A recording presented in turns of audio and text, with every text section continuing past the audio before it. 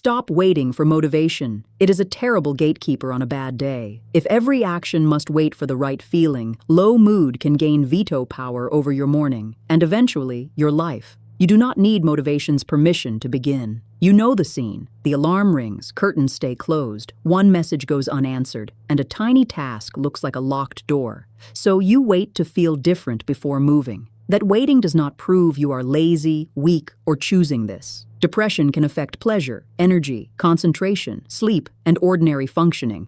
A symptom is not a character verdict, and no short video can tell you whether this is depression.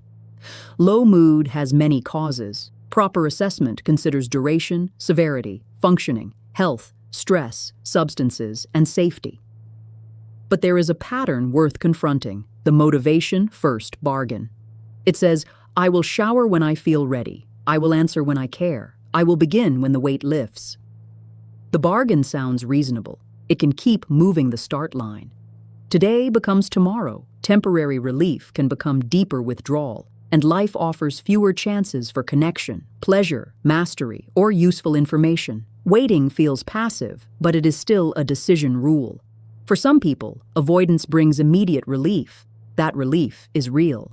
But repeated withdrawal can reduce contact with meaningful or rewarding experiences, helping a low-mood loop maintain itself. That is one possible maintaining loop, not the cause of depression. Trauma, illness, grief, isolation, biology, medication effects, poverty, and other pressures do not vanish because someone made a list. This is where behavioral activation is often misunderstood. It is not a slogan about discipline. It is a structured psychological treatment that examines activity and mood, then plans practical changes. Its useful reversal is simple. Action does not always have to wait for mood. You may be able to take a small, chosen step before motivation arrives and observe what follows. This is not mind over mood. It is a change in sequence, not random busyness, not punishing exercise, not a forced smile. The action should be manageable, connected to something that matters, and realistic for your body, resources, and safety today.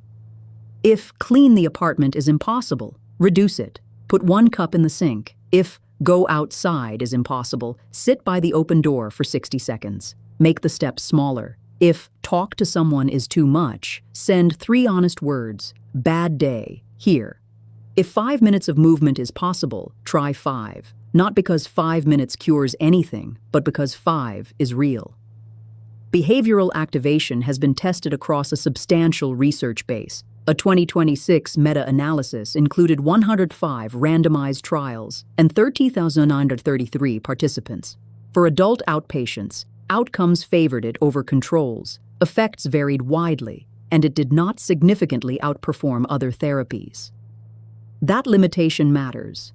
Evidence that a treatment can help groups is not a promise about your next 10 minutes. A flat mood after one action is data, not failure, and never grounds for self-blame.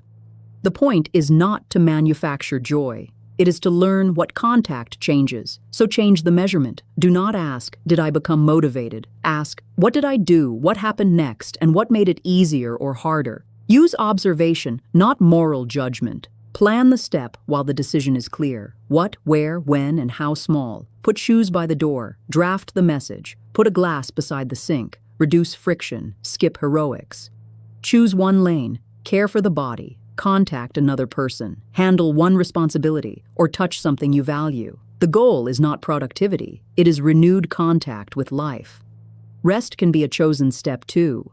Ask whether the pause restores you or merely extends the loop. If you are supporting someone, do not diagnose, lecture, or turn support into coercion. Offer one specific, low-pressure choice. Want company for the call? Should I sit with you? Support can be the smallest step. The next action might be booking an appointment, telling a trusted person the truth, asking for transport, or saying plainly, I am not safe alone. Depression care may include psychotherapy, medication, or both, depending on the person and severity.